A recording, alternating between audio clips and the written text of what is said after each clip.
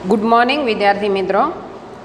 Unit 12 एक नई शुरुआत जिसके लेखक हैं रजनीश जाकिर अली।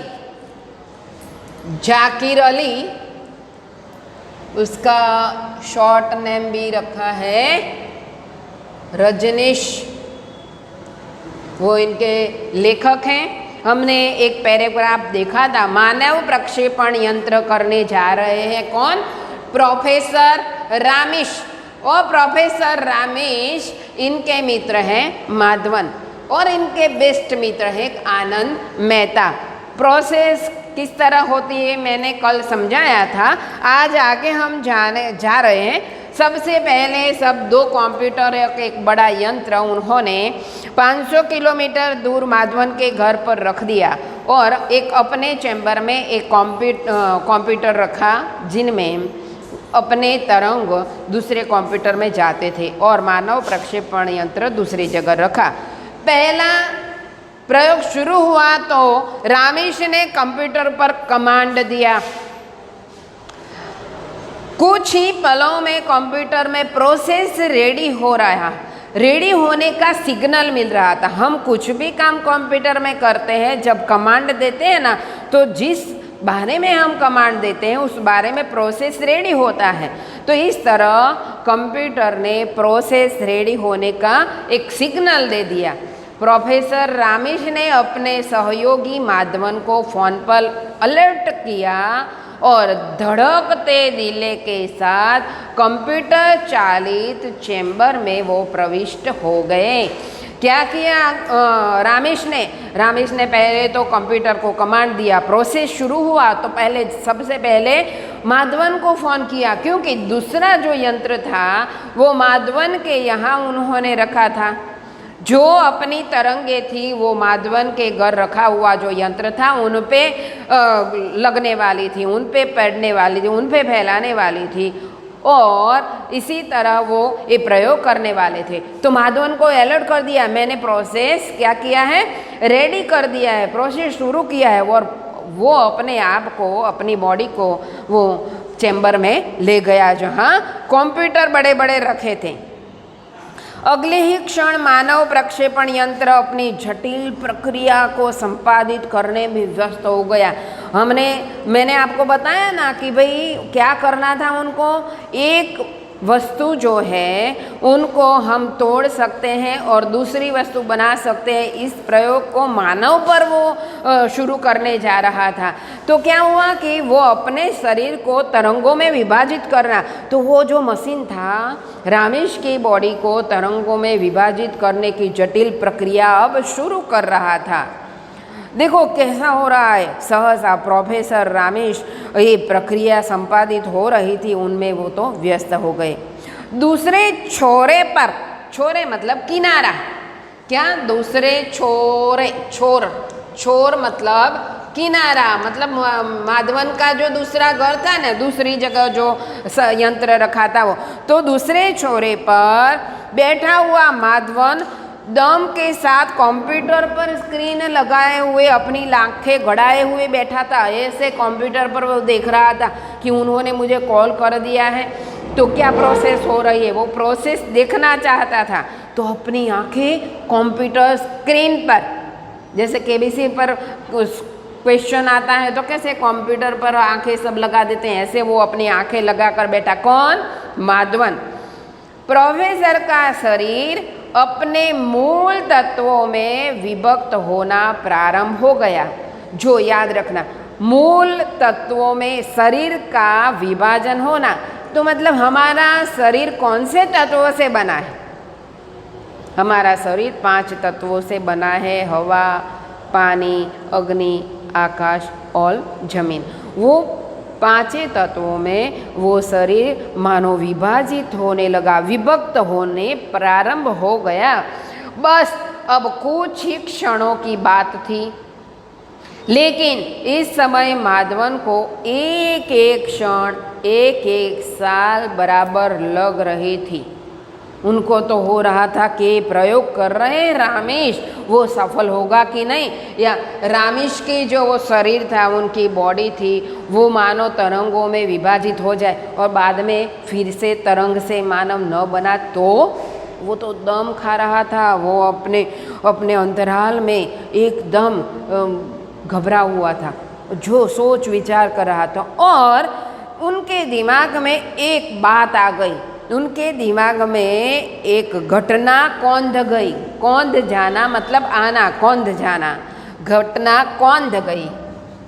कौंध, कौंध जाना मतलब मन में आना।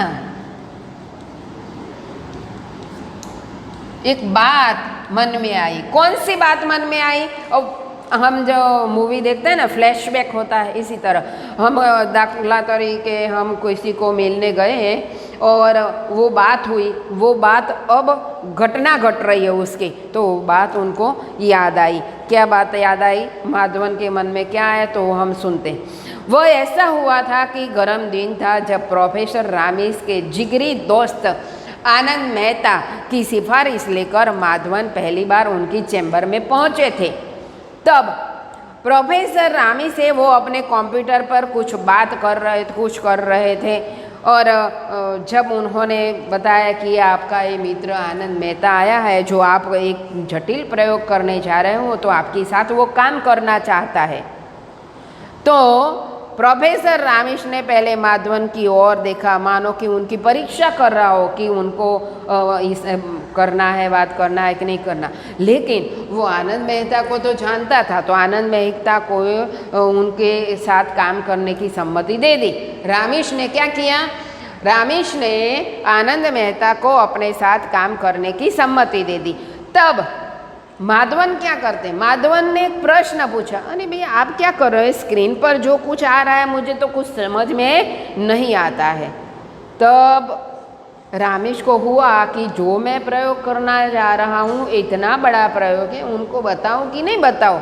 इसके लिए वो माधवन की तरफ देखता है और पूरी जो मानव प्रक्षेपण यंत्र की बात थी, वो बात माधवन को बताते हैं। आज जब ये प्रयोग होने जा रहा है, माधवन कंप्यूटर बैठे, तो रामेश की की हुई बात माधवन को आज याद आ रही है। अब क्या हुआ कि भाई ये बात दिमाग में उनको आ गई।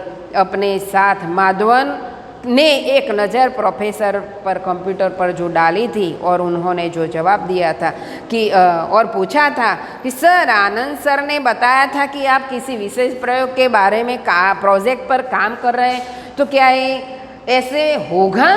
कभी ऐसा हो सकता है? तो प्रोफेसर रामेश ने उनकी आँखों में झांककर उनको बात बताना सही समझा था। रामेश ने लंबी सांस ली और फिर अपना जो ड्रीम प्रोजेक्ट था उनके बारे में, कौन सा प्रोजेक्ट था? मानव प्रक्षेपण यंत्र का, उसके बारे में माधवन को बताया। और प्रोफेसर की बातें सुनकर माधवन का मुंह आश्चर्य से खुला का खुला रह गया। क्यों? माधवन को बताया रामेश ने कि मैं मानव को तरंगों में विभाजित करना चाहता हूँ और ये तरंग को दूसरी जगह एक यंत्र में स्टोर करके बाद में फिर से उनमें से मानव बनाना चाहता हूँ। एक बार तोड़ना फिर से जोड़ना, वो बात। तो माधवन ने तो बोला, क्या ये होगा? बच्चे की तरफ प्रश्न पूछा तो रामेश ने भी ऐसे ही जवाब दे दिया, क्यों नहीं होगा भाई? एक हम वस्तु को तोड़ते हैं और फिर उनको जोड़ते हैं तो जुड़ती तो है, क्यों नहीं होगा? तो ऐसा उन्होंने दोनों के बीच जो ये बातचीत हुई थी, आज माधवन के दिमाग में ये सब बातचीत आ गई। प्रोफेसर रामेश आगे कहते हुए एक क्षण के लिए रुके, पर माधवन की ओर से कोई प्रतिक्रिया व्यक्त न होने पर वे रुक गए। आगे कुछ बात करना चाहते थे, हाँ भाई होगा, ये प्रयोग सफल होगा जो प्रयोग मैं करने जा रहा हूँ, लेकिन माधवन ने तो रिप्लाई नहीं दिया। तो वो भी वहाँ पर रुक गए कि भाई अब उनकी दिमाग नहीं चल रही तो मुझे भी बात करने की कोई ज़रूरत नहीं है।